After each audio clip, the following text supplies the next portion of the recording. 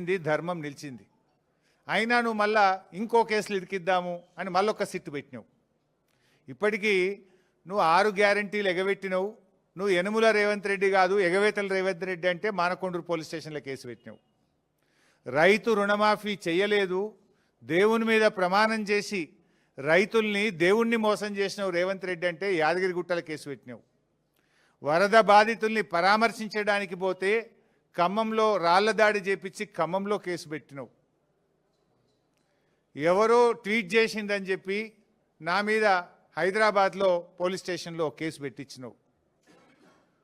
Ghosh commission వేసి commission పేరిట diversion రాజకీయాలు చేస్తే అసెంబ్లీ సాక్షిగా ఆ కమిషన్లో ఉన్న విషయాలను కుండబద్దలు కొట్టినట్టు 6 మంది మంత్రులు మీరు మాట్లాడినా ఎంత డైవర్షన్ చేసినా ఆ కమిషన్ అంతా డొల్లా అని ఆధారాలతో సహా అసెంబ్లీ సాక్షిగా వివరించాం. నిన్న నీ బామ్మర్ది బొగ్గు కుంభకోణం బయట పెట్టంగానే సాయంత్రం మళ్ళొక సిట్ నోటీస్ పంపినావు. ఇది రాష్ట్ర ప్రజలు గమనిస్తున్నారు. రేవంత్ రెడ్డి పోలీసులను వెనకబెట్టుకొని పిరికి పందలాగా నాకు సిట్ నోటీసులు ఇచ్చుడు కాదు. ధైర్యం ఉంటే రాజకీయంగా ఎదుర్కో, కమాన్ మాట్లాడదాం, ఏడ కొట్లాడదామో కొట్లాడదాం.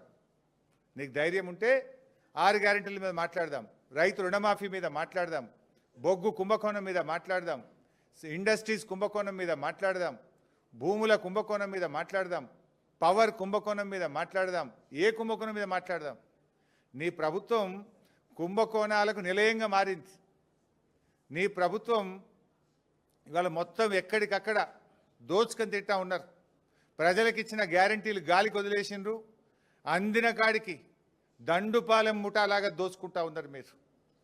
మీ దోపిడికి మేము అడ్డు వస్తున్నామని, నీ దోపిడిని కేటీఆర్ గారు మా బీఆర్ఎస్ నాయకులు ఎక్కడికక్కడ ప్రశ్నిస్తున్నారని నువ్వు చిల్లర రాజకీయాలకు పాల్పడతా ఉన్నావు. నువ్వు ఎన్ని కుట్రలు పన్నినా, నువ్వు ఎన్ని కేసులు పెట్టినా, నువ్వు ఎన్ని నోటీసులు ఇచ్చినా బీఆర్ఎస్ గొంతులు సింహంలాగా గర్జిస్తూనే ఉంటాయి. నిన్ను అడుగడుగునా తెలంగాణ ప్రజల పక్షాన ప్రశ్నిస్తూనే ఉంటాయి. ఎక్కడ కూడా వెనకడుగు వేసే ప్రశ్నే లేదు. నువ్వు రేపు ప్రజాకోర్టులో సమాధానాలు చెప్పాలి. రేపు ప్రజలు నిన్ను తప్పకుండా, ఇప్పటికే నీ మంత్రులను నీ ఎమ్మెల్యేలను ఎక్కడ పోతే అక్కడ నిలదీస్తున్నారు ప్రజలు. పోలీసులను అడ్డం పెట్టుకొని పారిపోతున్నారు నీ మంత్రులు, నీ ఎమ్మెల్యేలను ప్రజలు నిలదీస్తూ ఉన్నారు. రోడ్డు కడ్డం, కారు కడ్డం నిలబడి పట్టుకొని అడుగుతూ ఉంటే పోలీసులను పెట్టుకొని పారిపోతూ ఉన్నారు. రేపు ప్రజలు తిరగబడే రోజులు కూడా దగ్గరలో ఉన్నాయి. నువ్వు సిట్టు లట్టు పొట్టు ఎన్నన్నా వేసుకో, ఏమన్నా చేసుకో, మాకు న్యాయస్థానాల మీద గౌరవం ఉంది. నువ్వు ఎక్కడికి పిలిచినా వస్తా, ఎన్నిసార్లు పిలిచినా వస్తా, నిజాయితీగా సమాధానాలు చెప్తాం.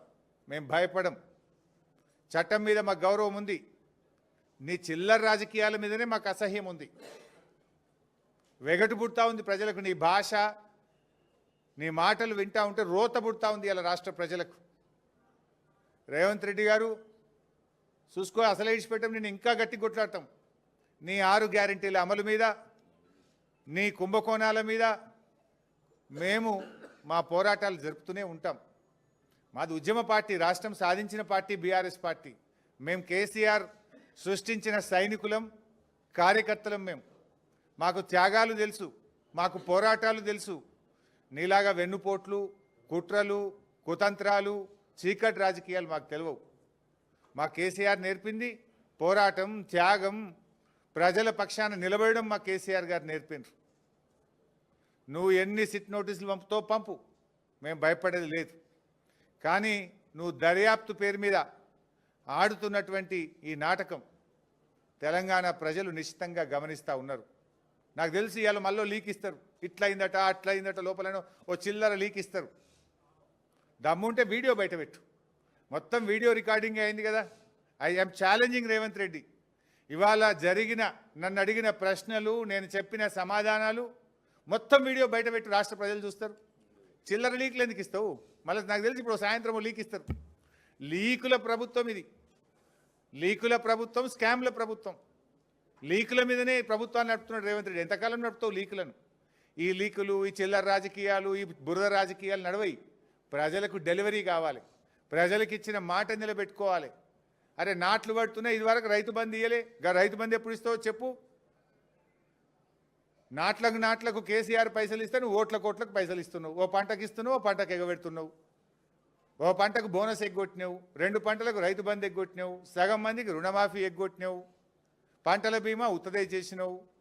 అంతా 2 లక్షల ఉద్యోగాలు ఉత్తదే అయిపోయింది. మహాలక్ష్మి 2500 పత్తా లేదు. 4000 పింఛను ఇవాళ ముసలోళ్ళు కళ్ళల్లో వత్తులు వేసుకొని అవ్వాతాతలు ఎదురు చూస్తున్నారు. వాటి గురించి మాట్లాడు. ఈ నోటీసులు మమ్మల్ని భయపెట్టలేవు సరికదా, మీ పతనాన్ని మరింత వేగవంతం చేస్తాయి. గుర్తుపెట్టుకో రేవంత్ రెడ్డి, ఇలాంటి నోటీసులతో మేము భయపడం. నీ రాజకీయ పతనం మరింత పేక మేడల్లాగా కూలిపోయే రోజులు దగ్గరలో ఉన్నాయి. నీ పతనానికి నువ్వే నాంది పలుకుతున్నావు. నీ పతనానికి నువ్వే అడుగులు వేస్తూ ఉన్నావు. ఈ నోటీసులు నీ పతనాన్ని వేగవంతం చేస్తాయి. చూసుకుందాం. బట్ మేము ఫైనల్గా మళ్ళీ డిమాండ్ చేస్తున్నాం, నీకు నిజాయితీ ఉంటే, తప్పు చేయకపోతే సైట్ విజిట్ సర్టిఫికెట్ల పేరిట సింగరేణిలో జరిగిన కుంభకోణాల మీద సిట్టింగ్ జడ్జితో విచారణ జరపాలని మళ్ళీ డిమాండ్ చేస్తున్నాం. నువ్వు విచారణ ఒప్పుకోలేదంటే, నువ్వు విచారణకు ముందుకు రాలేదంటే నీ బావమరిది కుంభకోణం చేసింది నిజం, కుంభకోణం జరిగింది నిజం. అందుకే నువ్వు భయపడి విచారణ జరుపుతలేవని మేము భావించాల్సి ఉంటుంది. నిజాయితీ ఉంటే, ధైర్యం ఉంటే వెంటనే సిట్టింగ్ జడ్జితో విచారణ జరుపు. లేదంటే మా అంటే 2 ఏళ్ళే కదా బీఆర్ఎస్ ప్రభుత్వం వచ్చేది.